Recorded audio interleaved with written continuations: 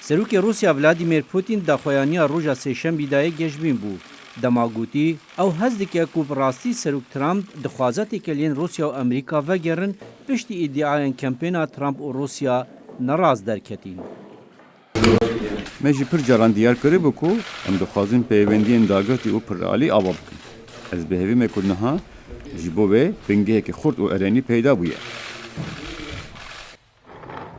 لی صبح روژا سهشنبه د پریس کنفرانس هفبش یا پامپیو و لاوروف دا هندکی نلهف کرن هبون. درباره ونزوئلا ملحف نکر. مهفکارن خویان روز درباره پشتوانی کرنا گل ونزوئلا هشیار کرن جبو کو دیموکراسیت و گرت و ولات وان امریکا و زیادتر جپنجی ولاتان گهشتن و باوریه کدام چونا نیکولاس مادورو هاتیه. لاوروف دبیجه گرژین بر بشرکی دنابرا امریکا و ایران دا چافکانیان راحتیا روسیان. درباره استگین برپرسا برنامه ناوکی ایران دا هفیدارین صدم بهن هلاندن او ادعایا کو امریکا ده 120,000 لشکران هنری تهرمه تنه گوتن به هپیشین مایک وان وک ادعاین بنگه دبینه. پامپیو دبیجه او شرکی الگل ایران ناخوازن لی لهمبر هر هریشکی اوی برسوی بدن.